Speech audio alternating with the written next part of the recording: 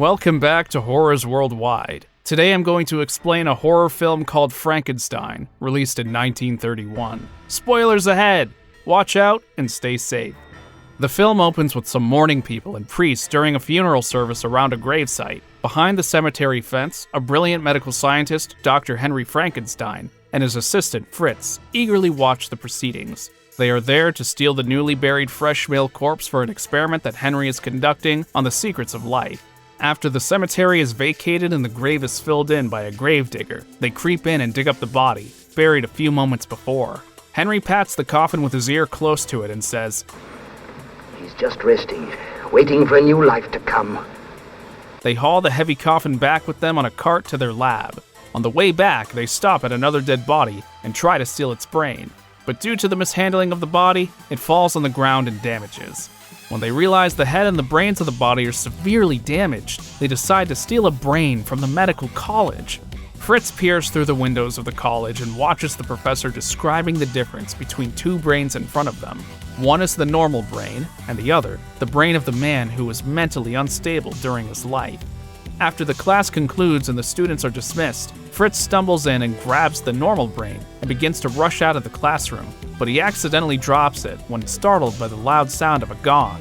Without any option left, Fritz desperately grabs the other glass jar, labeled abnormal brain.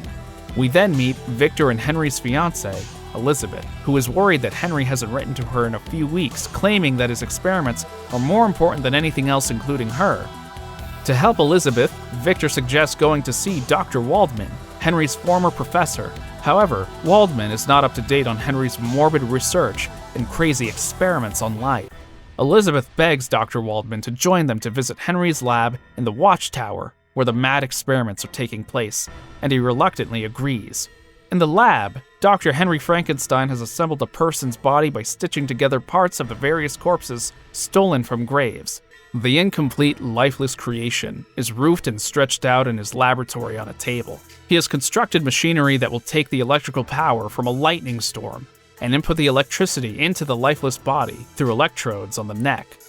During their final test, they are interrupted by Dr. Waldman, Elizabeth, and Victor.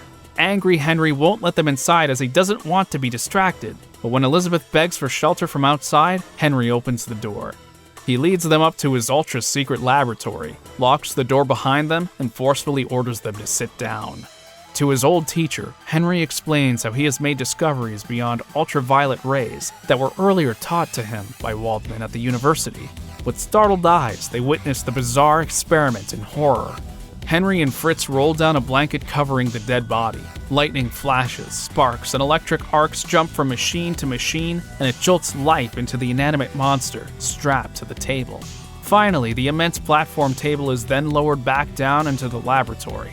After its descent, at first, there is no sign of movement or life, which seems to have happened and the creature fails to respond. But then, the creature's bare right hand shows a promising sign that the monster is coming to life. Henry hysterically shouts like an overjoyed child about his recreation of life. The professor then reveals to Henry that he has mistakenly implanted a criminal brain in his creature, but Henry brushes it off as just dead tissue and thinks nothing of it. The Frankenstein Monster is a startling and gruesome figure, about 7 feet tall with broad shoulders. Henry shows the monster how to move forward and backward. Then, when Henry opens the ceiling skylight above him, the monster sees sunlight for the first time, and his face comes alive. With a childlike yearning for the unknown, he slowly rises, faces the light, and pleads. But when Henry shuts out the intangible light from the window, bewildered by the disappearance of the light, the monster reacts piteously, with confused frustration and wordless whimpers. He lowers his arms and extends them during a beseeching and pleading gesture toward his creator. Henry calms the monster and orders it to go back and sit down. The monster obliges and backs up. Fritz always takes cruel steps, like teasing, intimidating, tormenting, and torturing the creature. He hates the monster because it reminds him of his own misshapenness, but Henry advises Fritz to quit mistreating the creature. Later, Henry and Dr. Waldman hear terrible distress screams from Fritz. When they reach near the cellar, they see Fritz killed and hanged on the wall by the monster. The violent monster is now standing to attack Henry and Waldman. Waldman suggests overpowering the creature and injecting it with poison from a needle to kill it. In a violent confrontation, they lure the monster out and inject him with a robust drug to render him unconscious. As the drug slowly starts to require effect, the creature loses its strength, looks quizzically around, and tries to grasp what is happening. At that moment, Victor arrives at the door announcing that Baron Frankenstein and Elizabeth are arriving Capitol Hill to ascertain Henry. Frantically, the three men drag the creature's body into the cellar to cover it before Henry's father and Elizabeth arrive. Henry, originally pleased with his creation, is now scared of the horrible, uncontrollable creature. Waldman tells Henry to go with his father Baron and also promises that he will painlessly destroy the monster while he is gone.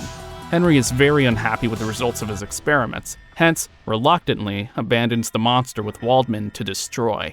Waldman resumes Henry's observations and prepares to dissect the drugged-up monster that is strapped on the table in the laboratory, with its right arm again hanging free.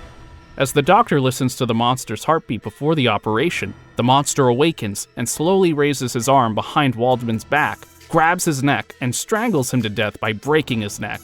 Then, he stomps toward the main door and escapes from the tower into the outer world of his birth. The village townspeople prepare to celebrate the wedding of Henry and Elizabeth. The Frankenstein family also prepares for the happy event with much dancing, drinking, and frivolity in the streets. As this happens, the monster stumbles his way across Maria and her father, a busy villager peasant named Ludwig. After Ludwig goes to work, the monster comes out of the bushes and approaches the little girl. Maria doesn't seem scared, introducing herself and asking to play with her. The two sit down near the lake and begin to play with flowers. But after the monster runs out of flowers to throw into the lake, he picks up Maria and throws the little girl into the water. On the wedding day, Victor comes there and tells Henry about the monster's escape. Henry then locks Elizabeth in the room and looks for the monster. The monster crawls from the window of Elizabeth's room and slowly approaches her. When she sees the creature, she gets horrified by his appearance and screams loudly. As Frankenstein and his servants rush to her aid, the monster escapes from the room. Elizabeth is quite shaken and dazed by the incident, but unhurt. The girl's father from the village carries her in his arms through the streets of the celebrating village to the door of the Burgomaster Herr Vogel. The celebrations in the village come to a sudden halt as the revelers follow behind him. He explains what happened with his daughter.